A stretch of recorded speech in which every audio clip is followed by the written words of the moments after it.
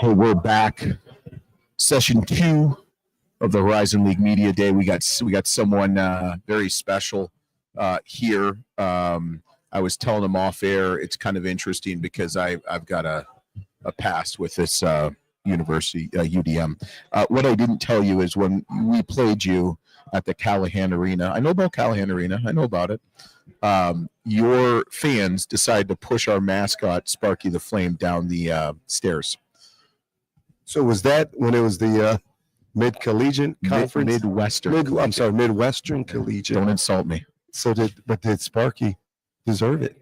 No, probably not. Bill Beversia, that's my guy. But we got Coach Montgomery here on the Full Court Network, College Basketball Week. We're at the Horizon League Media Day.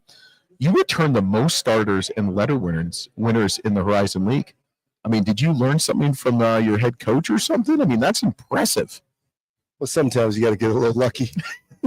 But I always say I thought that the opportunity to play them when they were freshmen, and then we had a few transfers the year before, and then I think I sold them on, we had some unfinished business. Yeah. Kind of got banged up at the beginning of the year, but just fortunate that totally different from the year before. I said, what a difference a year makes. I know. Where we only had maybe 10 or 12 points coming back this year. We have about 50. So I'm excited. Yeah, but you also had 17 different starting lineups. I mean, that really says, I think you had 9 players that missed at least one game. I don't care what level of basketball you're at. It's hard to win and it's hard to compete. Yeah, when you have, you go through injuries, and then we had some other off-court issues like most schools have, but we had to find the right combination. Yeah. And I think we were searching for it all years, but early in the season when we lost our 2 wing players, so then you're searching, and then, injuries. I remember the Fort Wayne game where reminded me back to my playing days when we played against the Fab Five. I actually started 5 freshmen that game. So you can only start who's healthy and who's available. Yeah. But that's hopefully this year we won't have to have 17 different combinations. Do you know any of the Fab Five personally? I do know a few. Okay. So I would like you to tell Pass News, LT from the Full Court Network, would like to thank them because of their style and long shorts. I had 3 kids because of them, because, you used to wear the tight tights. You know them, the John Stocktons. I did. Right? I mean, they were terrible. And then the Fab Five came and everybody, I mean, did you guys have short shorts because of them after that? You mean long shorts? Long shorts. Oh, sorry. Yeah. So my bad. Not short. Yeah, ours extended a little bit, but no one's could go longer than the Fab Fives. I know Steve Smith, he wanted his longer, so he just got Mike Peplowski's size, and yeah, he's like a triple X. So that's my Fab Fives. Yeah. So I like your non-conference schedule. Very competitive. UIC, Toledo, Notre Dame, DePaul, and then obviously your alma mater, Michigan State. What is the expectation when you're playing some of those early games as you get ready for? Because, I mean, let's be honest, it's a one-bid league. I hate to say it. It's mid-major basketball. I hate to say that too. But it's are you getting battle-tested for the season? I mean, obviously you're going to try to stay healthy. Oh, we're definitely going to get battle-tested within the first week because we're at UIC and at Notre Dame. But the long play is at least we played some of the big boys before. Hopefully we're playing in March Madness. It's a chance to I know alumni, all those games are travelable, where, like I said, you can go to Michigan State, you can go to DePaul within a 4-hour radius. But then, the other games of like Eastern Michigan, Toledo, those are good MAC opponents to also get you ready for our conference play in the Horizon. Yeah. You came off of kind of a obviously not a season you wanted. I mean, let's be honest, no coach wants that season, and no disrespect. What was your kind of philosophy on the non-conference? I mean, was it because, back in the day, I mean, this, you retained players, you had some coaches, and obviously you didn't play for one. I mean, Coach Izzo will play anybody anywhere. But you had some of these coaches that would be like, all right, you won 8 games last year, okay? I got to win 16. I'm going to schedule cheese puffs. And that's no disrespect. You went the complete opposite. I mean, is this kind of your background? You're just like, I want to play anybody, anywhere, and I'm playing the long game? Well, I think that you like that question, don't you? You're laughing at me. You know what I'm talking about. You probably played for those coaches. We call it some ducks, but unfortunately, the first year we were that. But you still have to have a competitive schedule. You have to bring in some money too. You have to, I think, when you play against the Power 5 schools, recruits want to play against the best and test themselves with the best. And that was my philosophy, where we're going to play some Power 5s, but we're also going to play some good mid-major teams. My first year, sometimes you're stuck with the schedule. I did this second year schedule. It's good rivalries. Like you said, UIC used to be in the lead, so that's a great game. Notre Dame is only a few hours away. So I want to test ourselves, but no matter what, the 20 conference games are the most important. So when we start early December, we've already going to know exactly where we're at, and we don't have to guess. So if you play, as you say, the cream puffs, you're still. And I don't mean disrespect. I mean, I've been a cream puff, so. Or a duck, as you call it. Quack, quack, quack, quack. You got to challenge yourself a little bit. Well, obviously, I mean, because then and you know this, once you play some of maybe these, well, there's no weak teams in any league anymore, but here nor there. But what I think is impressive, is you return the most starters in Letterman in this current day of college basketball landscape, or just college sports. I mean, you played in a different time, as did I. I guess, what was the message to get these guys to come back? I don't want to be cliche-ish, but you got to trust the process some. You came here to build something special. And if you're jumping ship after 1 year, what do you believe in? So it was fortunate for me. A lot of our guys that came back are Michigan kids. The last time Detroit Mercy really won big, got to the tournament, I was there. It was Detroit, it was Michigan players or within the Midwest. But also the opportunity to play major minutes. I really thought if we could get our core back, we will compete for the conference championship. And we brought in some more pieces, but some other things said. We had to step up NIL. We had to step up on campus too, where our facilities are getting upgraded. But also, no one wants to talk about it. UDM, you can get a good education. The degree does mean something. Yeah, and I feel like that gets lost, especially now. I mean, you're seeing so many kids. I mean, you played major college basketball, jump to that next level. You never hear from them again. No, it can go one or two ways. You hear about the success stories where guys go in and they make the tournament. They're playing 30-some minutes a game, but there's a lot of student athletes that jump ship that don't play much at all. Or they're at a mid-major conference, and then they go to a Power 5. Now they're averaging 2 and 3 points. They're getting paid, though. Yeah. That's a little bit different. Yeah, I think I would take less money to play minutes and have a major impact, but they have to decide that. And then the long play is, I think you're more marketable when you do come from a mid-major and you have scored and you have some points and you have some rebounds. Yeah. I'd rather play than sit on the bench. Doesn't matter how much you get paid. Right. And those payment numbers they vary. Well, I always believe what you hear. Well, you got to pay taxes. That you do. Right. And then some of these agents are getting 30%. So you pay 40% in taxes or 30% in taxes, 30% in thing. You're only making 40% of the $500,000. That's if you get to 5. No, on my team, we didn't win enough to get to those big numbers. Right. But some of our players were trying to get poached, but thank God our relationships and our time we spent together, it was a positive thing, and that's why we got them to come back. Yep. What can we expect year 2 from you? I mean, I find that year 2 is such an important step for a coach. It's really, you can see the identity of what's on the floor. You can see now, the league back to front, you have a lot of returning coaches and what have you.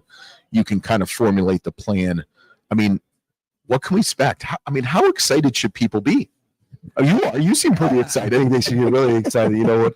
We definitely have strength in numbers, not the still Golden State thing that, of course, everyone's healthy right now, but with 6 returners, we have a talented freshman class. We took a couple JUCO players, have a couple of Division II transfers that our pace is going to be so much faster. And like Rashad Phillips pace. It's going to be. You know what I'm talking about. Yeah, we got some. We got Jaron Jackson pace. We do have Orlando Lovejoy coming back. He did average, or more like 16. Bacardi Alexander, because that guy didn't play with pace. He'd kill you though. Yeah, he had the toughness, but no, our pace and our speed and our tempo is going to be the biggest thing. We're still going to defend and we're going to rebound. I thought we were good enough last year in those areas, but the biggest change we're going to make is our 3-point shooting. Yeah, you going to shoot more? We're going to shoot a lot more threes. Yeah. Why? We have better shooters. You know how you increase your 3-point percentage in your attempts? You get shooters. You bring in shooters. So no, we're going to get them up in transition. And if we miss them, we go offensive rebound. But we're going to I hope we lead the lead in scoring. I really do. Yeah, I love it. I mean, you got Orlando Lovejoy. And, I mean, he averaged, 16 a game? You know, could we see him maybe as a player of the year potential candidate? Are you going to allow him that, or are you just going to take the ball away from him? No. We're definitely not going to take the ball. You know, when a guy can put 16 up and only make 12 threes on the whole year, he is a guy that can get He only made paint. 12 threes? You look at the stats. I know what he did in the offseason. He shot a lot of threes. But, you know, his mid-range game is so efficient. And he gets fouled. He shot 86% at the free throw line. That's ridiculous. So that's huge. And he still averaged like 3 or 4 assists. So we put better players around him, but we're going to play faster. Yeah. And that's going to help him in transition. Yeah. When are we going to get Michigan State at Callahan? You know, we're working on it. Coach Izzo did an event for us this summer, and he said it in front of about 300 some people. He wants to get back down to Detroit. He does play at a school down the street at Little Caesars. So we have to work that out, but we're going to get it back on Callahan Hall. Yeah. I remember those days. I mean, you played. When did you play? Played from 88 to 92. So my year before. Okay, so I played 96 to 2000, and we actually beat Michigan State at UIC. They had David Thomas, a fellow Canadian. Yeah. I'm trying to think who else. Well, I hate to bring up losses, but the year we won the Big Ten championship, this is a true story, in 1990. We lost to a good Bowling Green team, but we lost at UIC too. Tracy Dildy was on that team. Yeah, I coached with him one year. Boy. He did not let me forget that. He still hasn't. He just tweeted it right now. Yeah, those early losses kind of helped us because we figured it out and we went on to be a number 1 seed. Yeah. So early losses don't hurt you.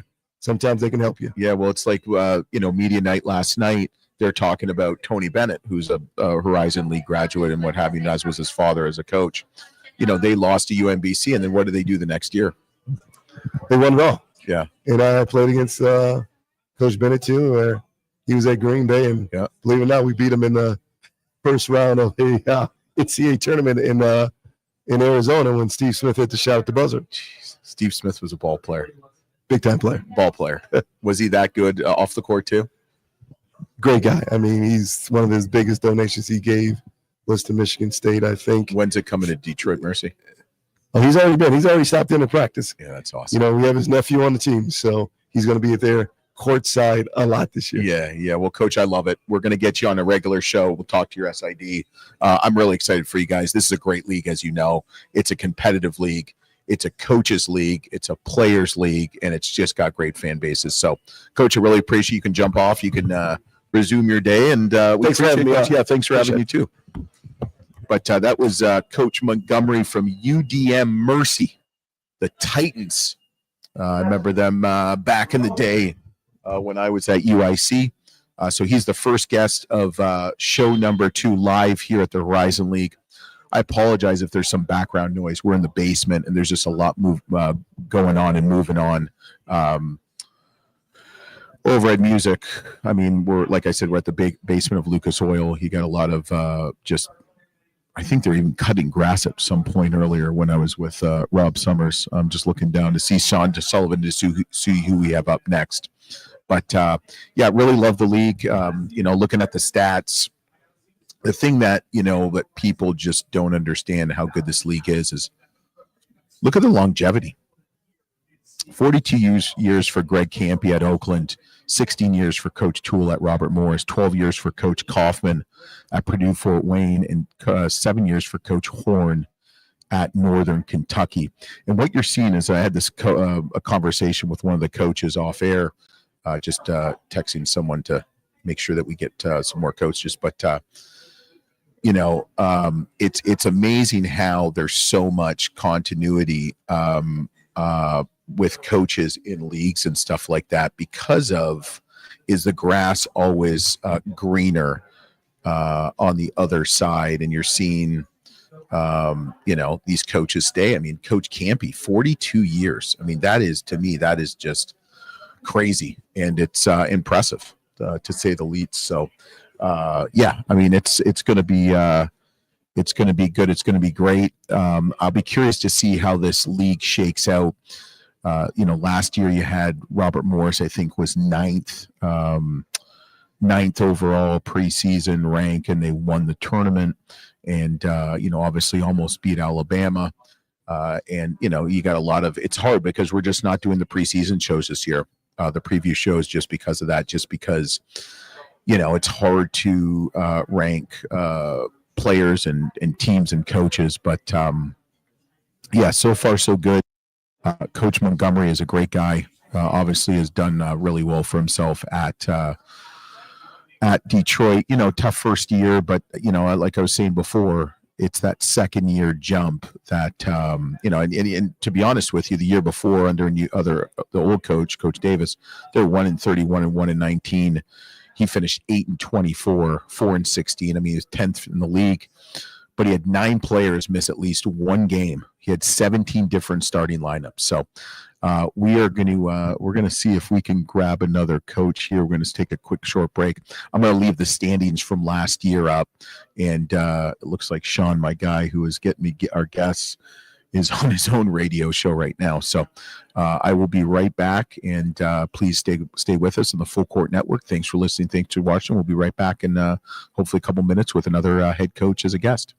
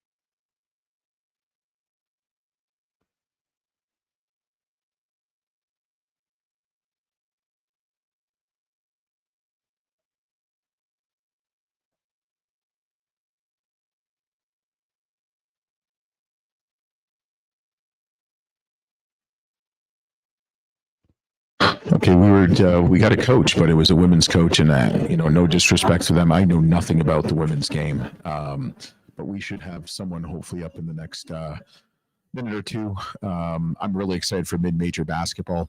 There's going to be a lot of drama, a lot of great coaches and teams. I'll be curious to see. Keep your eye on.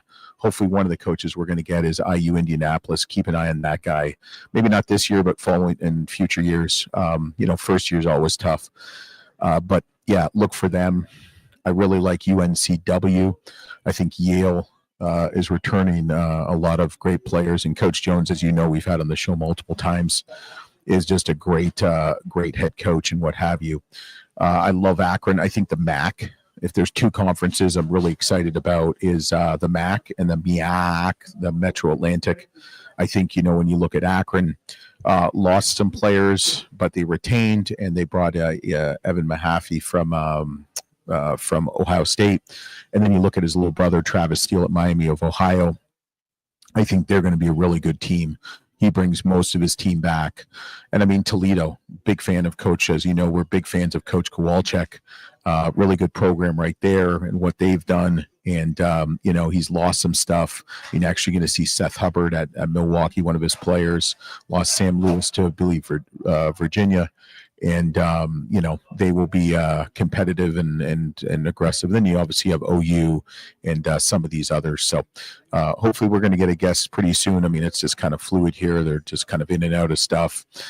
This second session, you've got IU Indianapolis, you've got NKU, you've got Detroit Mercy, Wright State, Purdue, Fort Wayne. So you only have 5 teams. So this might be kind of a shorter live show for the second part of the media day, but hopefully we can get we can get I really want to talk to Ben Howlett. He's a big pickleball player and would be a fun conversation. So I'm just kind of peering down and kind of seeing if anybody's coming or not, but I'm just going to take another quick short break and try to snag another coach. We'll put up the standings again from the Horizon League last year. And it should be a great season. I mean, who knows how this is going to finish? I think Green Bay is going to get better. I don't see them 11th, or Detroit Mercy. I don't know who I see at the bottom, and I really don't. This is terrible reporting, but I don't see who's going to be at the top 2. But all right, I'm going to go try to snag another coach, and we'll be right back on the Full Court Network, Horizon League Media Day number 2.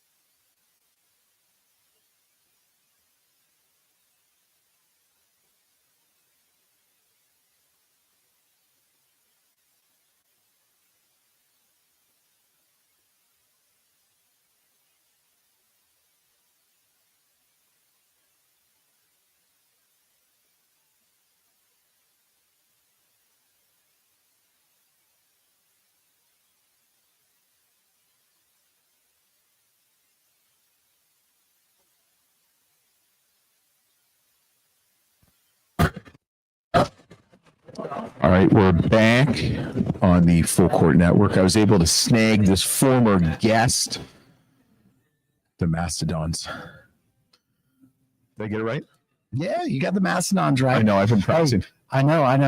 What do you call it? You call it some matadors, I think. And you Mastodons. Master. And you spelled it with an A, too. I like. So my former boss, Tony Jasic, he'd ask people on interviews to spell Mastodons. And if you couldn't spell it correctly on the interview, he said, he turn it, hey, you're not a detail guy. You're not in our program. Yeah.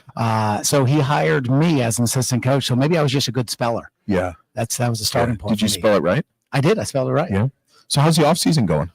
Well, there really isn't one anymore. Yeah. I'm sure you hear everybody talk about that, but it's great. Our program is, healthy as ever. And, having 15 years in Fort Wayne and starting my 12th year, I mean, that institutional knowledge of our city and our program and what works and, the value of our community is really paid forward. And it's been a resurgence of energy for me with some of the transformation. So some people, they roll their eyes on what's going on. For me, tough. It's new different, challenges. Right? Yeah. And people keep stepping up in our city to create solutions for us. And that's been really cool to watch. I've met so many new people over the last 3 years where as you go into, NIL, the changes in rules and so forth, and it's like sink or swim. If you want to win, you better compete and you better get out and connect with more people. And in those connections, people have been watching us from afar who maybe haven't gotten involved and they're getting involved now and, creating a great experience for our players. And the networking for our players has been off the charts. So it's been a cool summer watching us continue to grow. Any dance classes this summer? We did not. So, it's funny. We do it every 2 years. And so this was a year. It got so busy. And we had an international player with delays. And so it was on the radar. We talked to them. So that may be a spring or next summer. Okay. We did do our golf lessons. Oh, how'd that go? Yeah, it was great. Are you a golfer? I never asked that. So I love the game. Yeah. Are you like campy level or no? No. I'm not. I aspire to that. Yeah. I've only been, I'm working on 15 years. He's at 40 at the same spot. 42. Yeah, I'm at 42. So 42. Maybe in 20 years I'll be at that level. But no, it's great. So we got 2 golf courses that, our guys can play as part of their NIL packages. And then we do our 2 golf lessons. And then we do, there's a, what do you call it? The simulator thing we take recruits to. And so they have fun with it, but it's a great networking skill. Yeah. That's why Campy's done such a great job. He's built all his relationships through that golf. But it was a great summer with our guys with our life skills program. You got a couple of returnees, which is nice. Talk about your team a little bit. I mean, it's obviously, it seems like every in the new transformation of basketball or college sports, 6 to 9 months you have a player. I mean, talk about your roster a little bit. What do you like? What was the ingredients of what you're trying to put together, and and how excited should Mastodon fans be? Well, it really is kind of the same old for us. And I say that even though we have 10 newcomers, 8 scholarship newcomers, and we've always had success with transfers. Yep. We've always had success with freshmen. We have a combination of both. We also, we've been as good as anybody in the country at retaining our best players. And you're saying you're a good coach and your staff are pretty good? I got a really good staff, and I got community that invests in our players, and they want to stay in Fort Wayne.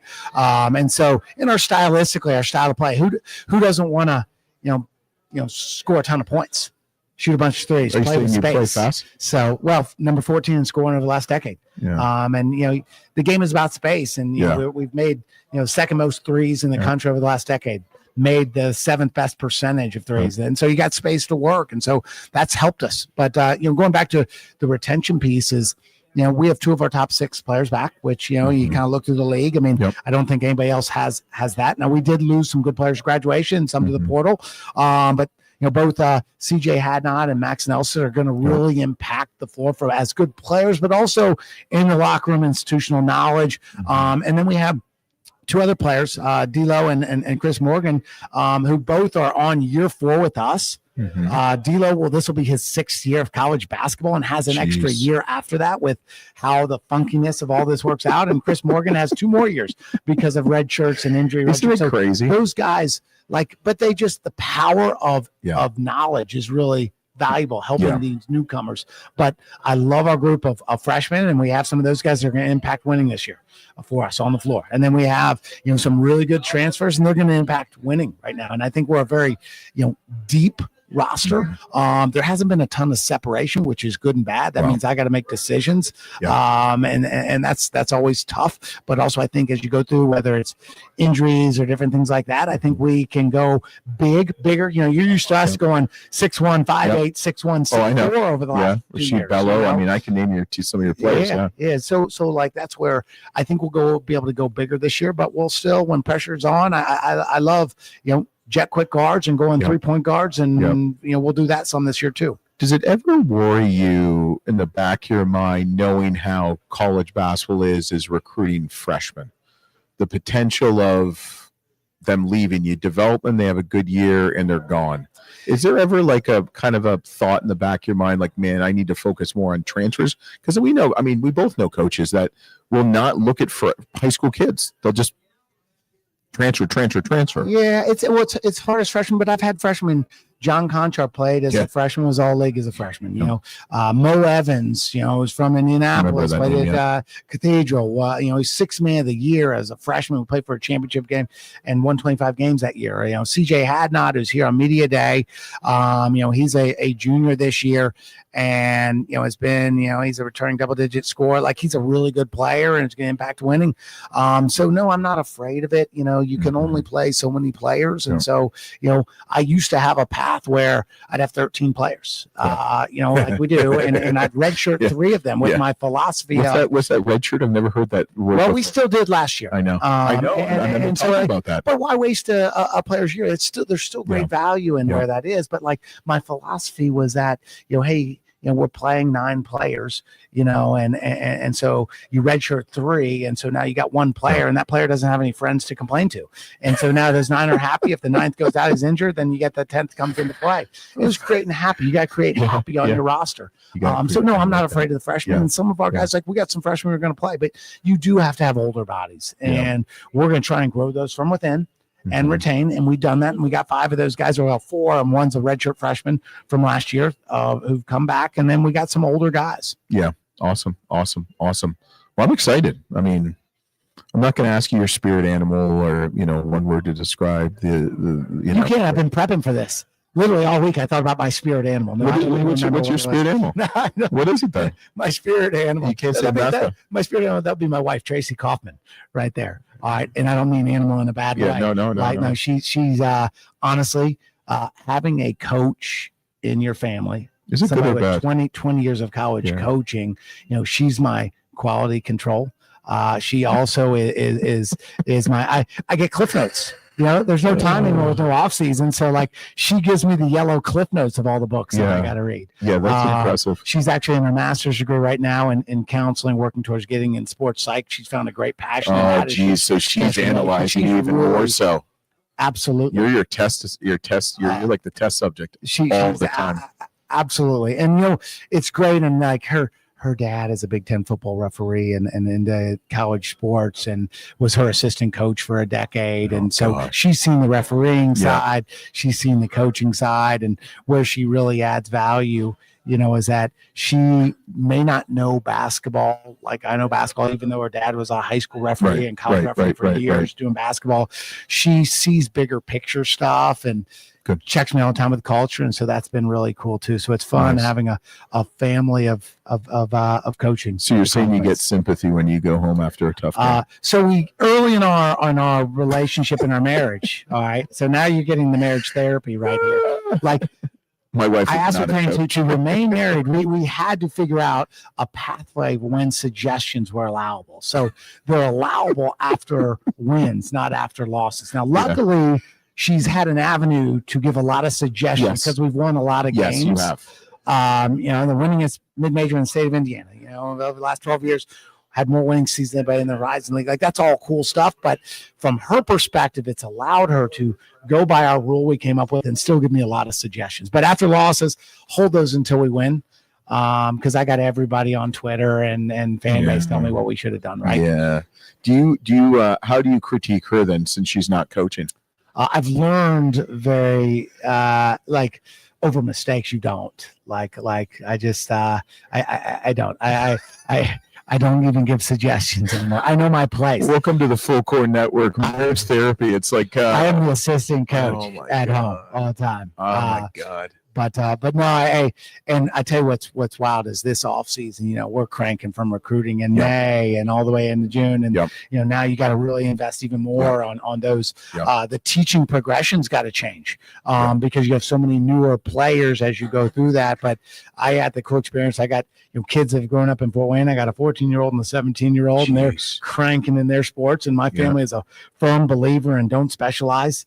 Which has kept us really, really busy. You want to do a competitive kids a show too? Because we can do that. Hey, you got to bring my wife on. She's the pro and expert on that one. Yeah, it's pretty impressive. But Coach Kaufman, I'm sure you're going to be pulled somewhere else. We really appreciate it, man. We love watching you compete. I'll come see you play again, and should be another great year in the Horizon League. I mean, let's not even talk about preseason rankings or polls because we got to turn those in on Friday, and I got no idea. I don't know who guys have. What I would do, and you can't vote for yourself. I'd vote for yourself last to give you guys motivation, but don't tell your players or other coaches. Well, you know what? It's funny. Like the 2 years that we've won regular season titles, we were picked, 6th and 7th in those 2 years. Well, that's Robert Morris last year, right?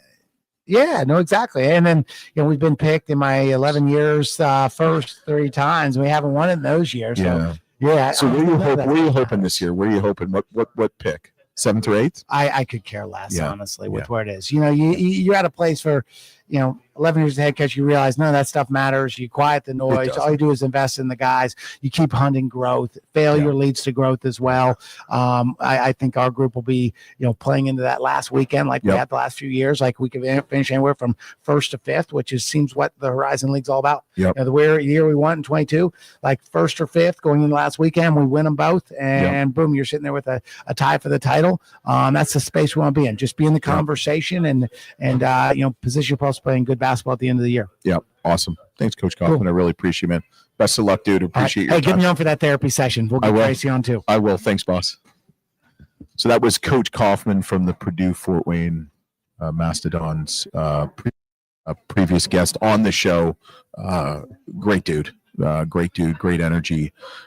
Just a lot of fun, as you heard from that interview.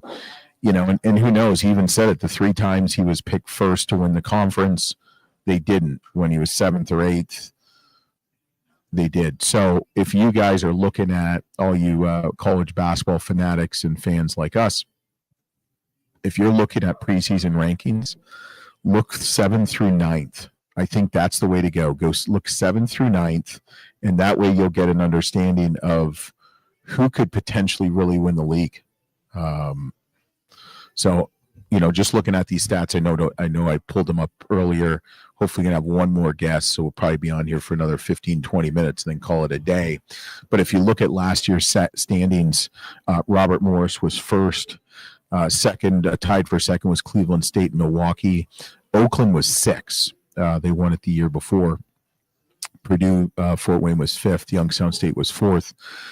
Just talking to some of these coaches last night in the kind of the night before celebration they had here at the Lucas Oil Stadium, there was a sense that a lot of coaches are excited about their teams this year, their team, and they don't know really what to expect from the league just because of all the transfers. But you had some retainment, as you know. We had Coach Montgomery on before. Coach Montgomery, was 8-24 last year. Brings back a couple of really strong players. Actually, returns the most starters in Letterman in the Horizon League. And look out for Orlando Lovejoy. That name is, that just, I don't know if you could have a better name than that.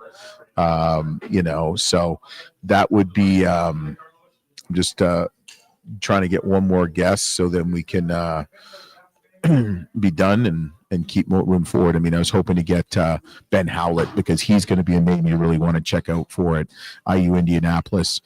Northern Kentucky has Darren Horn, might get him, or Coach Wright State coach Clint Sargent. So really good league. It's pretty interesting how they do it. This morning was a good time. We didn't have the best audio for some reason, so I'm hoping I can clean this up in editing and post a cleaner audio and video. The video was fine, but the audio was pretty bad. I was listening to it. I think a lot of it was just static.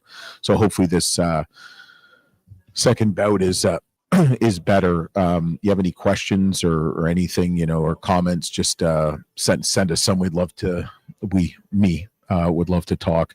I was really impressed with Coach Gottlieb. I didn't know what to expect with him just because, he had a rough first year. He still does his radio show, and I really came away impressed with him. And I think he's going to have a nice second year. And what we've noticed with a lot of these coaches, that second year is so important, that jump. So I think him is going to be great. I mean, Youngstown State won 20 games again, or I think 19 or 20. Let me look at the.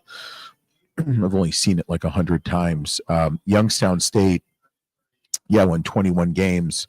So, I mean, for them, that's big of Ethan Faulkner, and was hoping to get him on the show. Did get to see him, get to talk to him last night a little bit, and just a great dude. But, I think it's really going to be really up in arms to see who will win this conference. I don't have any better feeling after last night or even talking to the coaches today. Hopefully you do. But I think preseason rankings or polls come out for them next week. And I know you heard Coach Kaufman. I heard someone else last night saying like they have no clue. But we're going to take a short break. We're hopefully going to get another guest. So just stick with us. Hopefully another minute or two. I'll put the Horizon standings just so you guys can see last year, and we'll be right back on the College Basketball Weekly presented by the Full Court Network.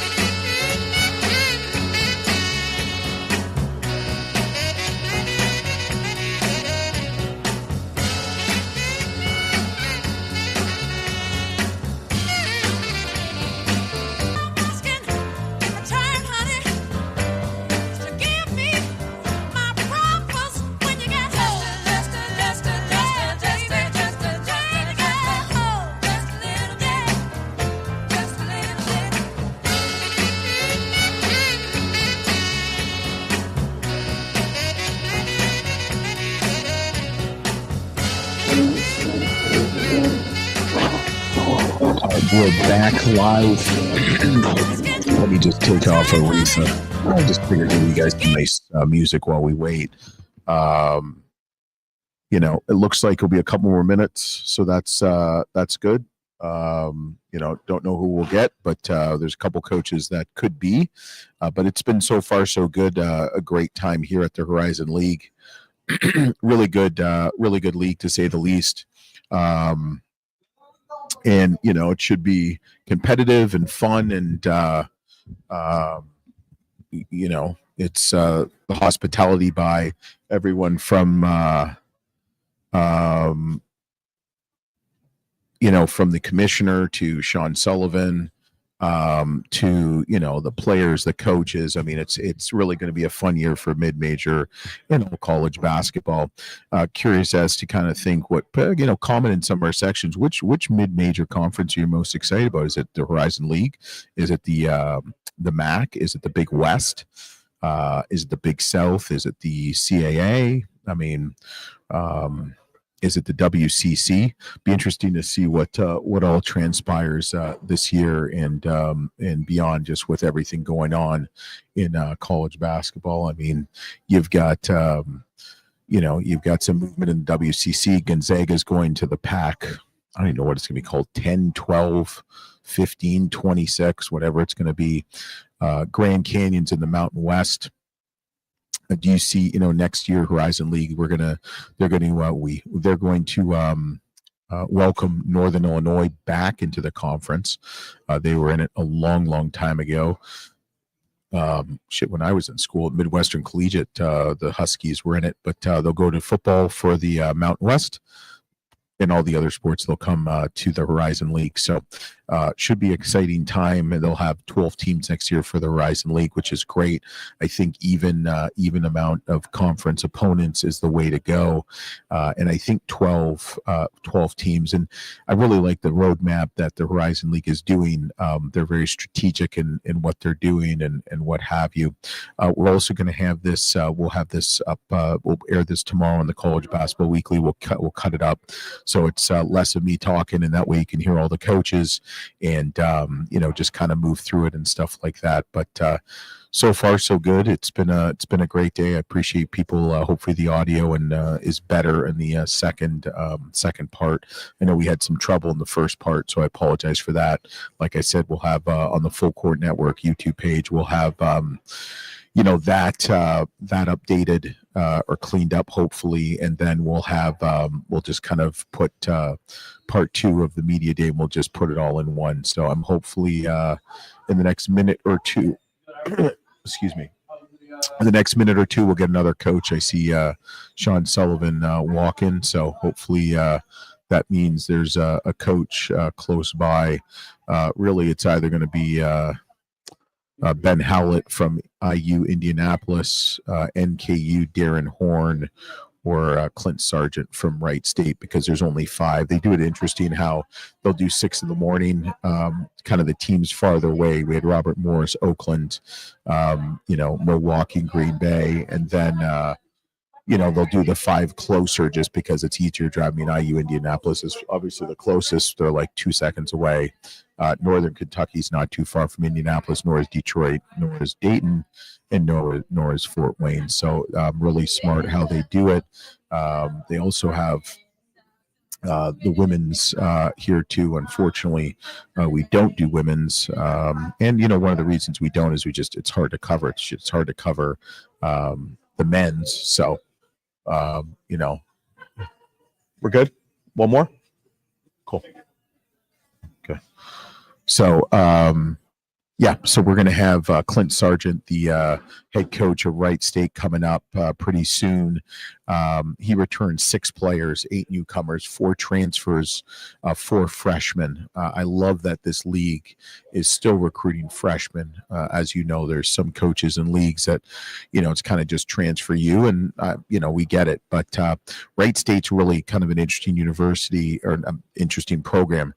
They were 6th in field goal percentage last year in the nation, 49.4, 12th in 3-point percentage at 38.4, and top 70 in assists at 15.6. So I'm excited to talk to head coach of the Wright State Raiders. So yeah, it should be an exciting time for them and all of them. I mean, good basketball down in Dayton. I remember playing at the Nut Center, and after there, and they do the whole Final Four or the first four. So it looks like Coach Sargent is coming in to join us and to talk college hoops. So where is he? Where's Coach Sargent? Right here. What's going on, boss? Welcome to the Full Court, the Full Court Network booth of I've heard grass cutting today. Okay. I've heard them cut grass. I've heard a lot of music. I've heard of banging, clanging. But you know what? That's how we roll here at the Full Court Network. I like it. Keep it exciting. Yeah, Keep yeah, it yeah. So unpredictable. yeah, well, I mean that's. Do you have children? I have 4 children, and number 5, Lord willing, it will be here in about a month. I don't know what it's with all these college coaches with 4+ kids. I feel like left out with 3. Who else? Are there others? Lundy has 4. Okay, that's impressive. I know that's and I love I love Coach Lundy, but God bless him, he's still got hair too. Yeah, that's impressive in itself. So how's the offseason, Coach, been? I mean, you've got 6 players returning. That's especially in a program, and no offense to Wright State or in the Horizon League or the mid majors. How you got 6 players coming back? Yeah. I mean, I'm thankful. I really, it starts with our staff. We had very good staff retention, and that bled into just being able to keep a good core of those 6 you mentioned. Yeah. And I think retention for Wright State's been a huge part of who we've been, and I think the challenge now in this era is blending retention under the right understanding that you're not going to just be given things, you have to earn it, and then taking those personalities, those strengths, weaknesses, and then going to find guys that complement those returners, and then form a team out of it. But we've had a great offseason. I think it's been busy, like it has been for most, but our days have been they've been full. I think the spirit and it started with those 6 returners and then the 8 new additions we've made. The spirit of our team, the personality of our team, is going to allow us to grow, and I think that's critical in this era of constantly retooling, constantly trying to figure out what are strengths, what are weaknesses. Steve, you heard the horn too. Yeah, that was the first one. I mean, I need to stop talking. No, you're good. All those things I'm very encouraged by because of the spirit of our locker room. Yeah, I mean, I can tell you what you guys are: efficient, and you can shoot the ball. And you pass it too. You're top 70 in passing in the nation. So obviously you guys are doing something right at the coaching level. Yes and no. Again, I think offensive numbers, and I was just talking about this with Jordan. Last 2 years, I think we've been top 10 in field goal percentage. And in the last 2 years, we've finished 4th and 8th in our league. So I think, again, offensive efficiency is great. You need to have it to win and win at a high level, but it can't be the most important thing. And I think that's where we're trying to flip our identity. That's where I'm trying to flip who I am as a coach to really try to care about the process of defense and the detail of it, and giving your team every chance to win the margins of a game.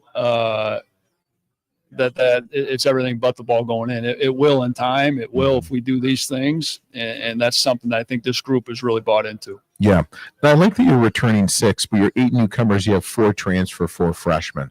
I mean, was that by design? No, not exactly. I think when we looked at the portal first, we wanted to try to get 2 older players that, most importantly, I felt like knew who they were as men, had good identity off the floor, came from winning programs. And you look at Sam Alamutu and Brian Tumnu, both those 2 come from Vermont, Merrimack, both great coaches, great culture. And John Becker. Yeah. So both of those programs, like their habits, their instincts, more than they probably even understand coming from those programs. They've been so well coached. Yeah. That was important. And then TJ Birch, Dominic Pangonis, 2 younger transfers. But we felt like we had a very good evaluation, the good, the bad, and everything in between with those 2, and helping those guys become more, develop them right where they're at in their careers. I'm very, very encouraged by all 4. Yeah. Is there, and I haven't asked this yet today, and I really haven't asked it at all, maybe one coach we've had on the show, the regular show. Do you communicate with any of these former coaches that, the transfer players? Like, did you reach out to Coach Gallo or Coach Becker and say, like, because listen, when they enter the portal, they might come back, but there's a higher chance they're going to leave. Is there any discussions with maybe assistants or head coaches from Vermont or Merrimack or wherever you're recruiting kids from? Yeah. I mean, it's delicate. It depends if they're trying to retain that player. You don't want to, those conversations can be delicate, but yeah, we try to. I did talk to Coach Becker, did not talk to Coach Gallo. I think they were still hoping maybe Brian was coming back, and you run into some of that. So you try to do it respectfully and proceed cautiously. Press 1, yes. Press 2 for no. Yeah, and that's kind of the art of the evaluation now. You're really trying to figure out, because everybody can look and figure out points per game, and you're but like stuff, what type of people are they? Culture, like how are they going to be in the locker room? Because back in the day, 5-10 years ago, people transferred. There was a reason. They weren't getting playing time. They were a bad apple. They just didn't fit. Now it's like, you have over 2,500 transfers this offseason, and there's probably going to be more next year. Hopefully not. Hopefully we're at a stage where it's coming down. Because what's not talked about is you see these guys like the Chaz Laniers, the Dalton Connects. You can name 1 or 2, and I can name you probably a couple more. But let's talk about the 2 other 1,000 that, and I mean, you might have lost players like that. Great situation, but the grass is not always greener. So, I just think leadership's never been more important, of just being able to have honest, real conversations with these young people, because they need to be led well. They need the adults, the coaches, the administrators, just to be honest, and they're going to make a million mistakes, but that's a big part of the time frame of life they're in. So I think trying to just lead with that authentic mission in mind, that we're going to serve our players, love them well, and just feel like in time, if we're about the right things, we're going to attract the right things. And I think you got to have that as the first list in terms of how you're trying to make up your roster. And then you got to get the basketball right. And I think talent, how you acquire your talent,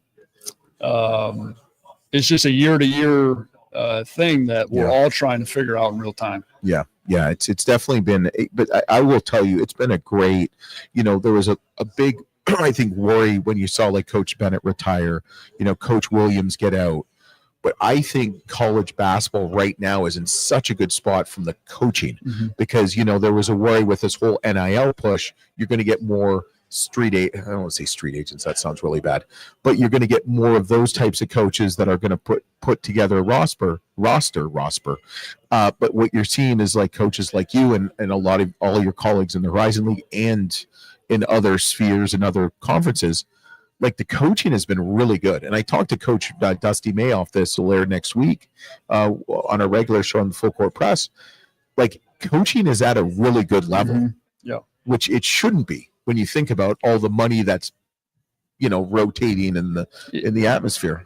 Yeah, I think it's just a new variable, which probably sucks for you. Yeah, as a competitive coach. Yeah, it's just a new variable that I think right away you can't fall into a victim of your circumstance. Right. I mean, that's in any space of life, and I think you just got to understand there's going to be some good and bad in this. But we have a number of great people at Wright State. We have to continue to adapt and change. You can't be naive and just say everything's good all the time, but just look at the detail of it, embrace it, and that's what we're doing. Yeah. Last question I have for you: what can Raiders fans expect this year on the hardwood from you guys? What's the identity? What's the goal? Well, I think the identity we're forming.